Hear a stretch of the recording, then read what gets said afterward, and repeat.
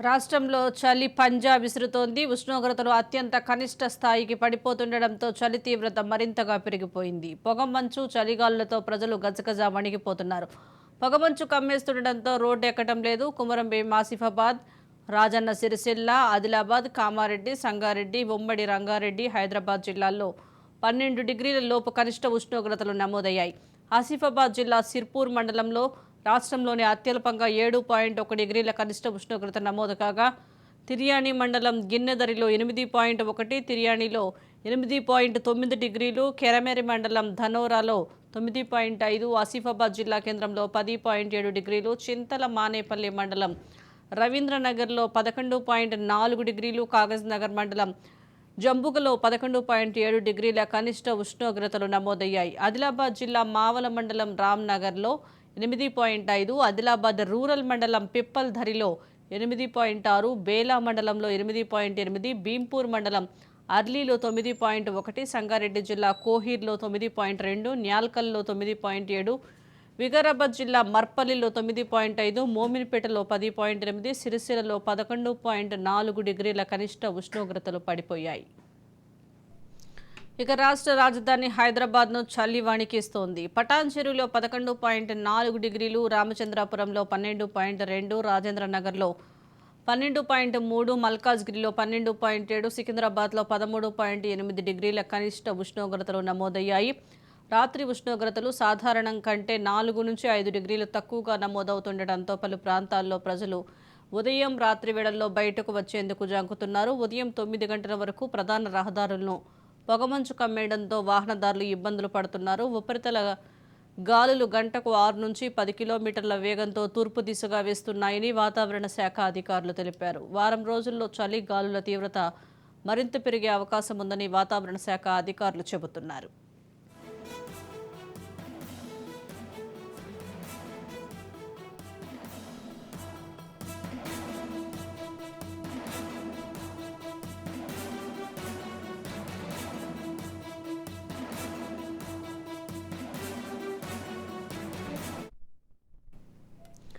రాష్ట్రంలోని ఏజెన్సీ ప్రాంతాల ఉదయం 11 గంటలు దాటినా నిర్మానుష్యంగానే కనిపిస్తున్నాయి. చలి తీవ్రత, చల్లటి ఈదురుగాలులతో గిరిజనులు, ముఖ్యంగా వృద్ధులు, చిన్నపిల్లలు చర్మ, శ్వాసకోశ సంబంధిత రుగ్మతలను ఎదుర్కొంటున్నారు.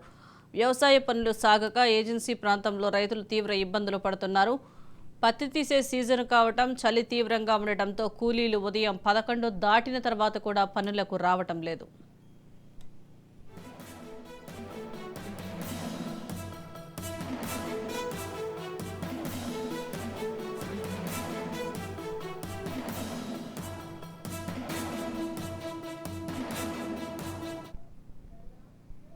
దీనికి సంబంధించి పూర్తి సమాచారం మా ప్రతినిధి అరుణ్ అందిస్తారు. అరుణ్.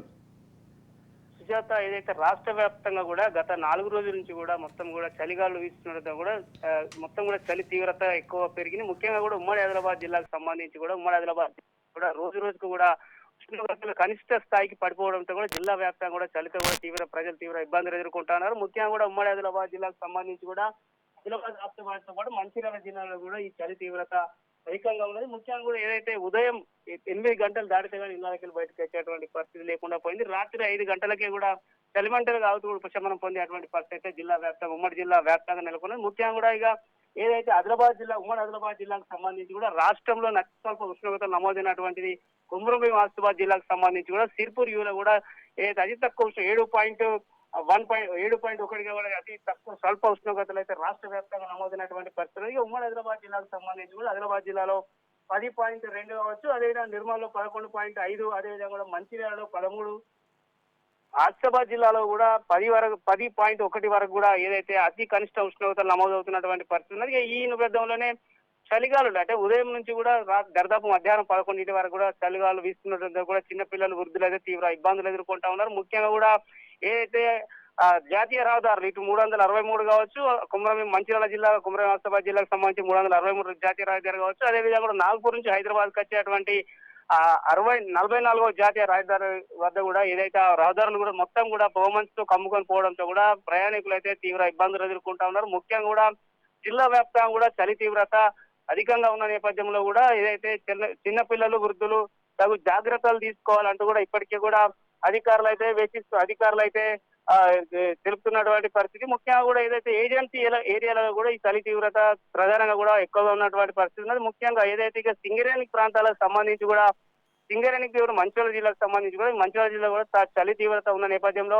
సింగరేణి ప్రొడక్షన్ టైం అంటే ప్రతి సంవత్సరం కూడా ఏదైతే డిసెంబర్ నుంచి ఫిబ్రవరి వరకు కూడా బొగ్గు ఉత్పత్తికి ఒక టార్గెట్ ఉంటుంది. ఆ టార్గెట్ ను కూడా రీచ్ అయ్యేటువంటి పరిస్థితి లేదంటూ కూడా సింగరేణి అధికారులు తెలుపుతా ఉన్నారు. ఎందుకంటే రాత్రి షిఫ్ట్ కావచ్చు, మధ్యాహ్నం షిఫ్ట్ లో కూడా రాత్రి షిఫ్ట్ 10 గంటలకు ఉంటుంది. 10 గంటల టైంలో కూడా తీవ్ర చలి ఉండడంతో కూడా కార్మికులు అయితే విధులకు గౌరవజరవుతున్నటువంటి పరిస్థితులు, ఆ కార్మికుల హాజరు శాతం తక్కువ ఉంటున్న నేపథ్యంలో కూడా ప్రొడక్షన్ కూడా ఇబ్బంది కలిగేటువంటి పరిస్థితి ఉందంటూ కూడా ఏదైతే సింగరేణి అధికారులు తెలుపుతా ఉన్నారు. ముఖ్యంగా కూడా ఉమ్మడి ఆదిలాబాద్ జిల్లా వ్యాప్తంగా ఓవరాల్ గా కూడా ఏదైతే మరో 4 రోజుల పాటు చలి తీవ్రత ఎక్కువగా ఉంటుందంటూ కూడా వాతావరణ శాఖ హెచ్చరించిన నేపథ్యంలో కూడా చిన్న పిల్లలు కావచ్చు, వృద్ధులు కావచ్చు, ఏదైతే అనేక ఇబ్బందులు ఎదుర్కొనేటువంటి పరిస్థితి ఉంటుంది. ముఖ్యంగా కూడా శ్వాసకోశ వ్యాధులు ఉన్నటువంటి వారు ఎవరైనా కూడా ఖచ్చితంగా జాగ్రత్తలు తీసుకోవడం అవసరం ఉంటేనే ఇళ్ల నుంచి బయటికి రావాలి, లేదంటే కూడా ఏదైతే రెస్ట్ తీసుకోవాలని తెలుపుతా ఉన్నారు. చిన్నపిల్లల మటుకు ఏదైతే ఈ వాతావరణంలో ఈ చలిగాలు వీస్తున్న తరుణంలో కూడా బయటికి తీసుకొచ్చేటువంటి ప్రయత్నం చేయదంటూ కూడా ఇప్పటికే కూడా డాక్టర్లు అయితే సూచిస్తున్నటువంటి పరిస్థితికి మరో 4 రోజులు చలిగాల నేపథ్యంలో కూడా ఇప్పటికే కూడా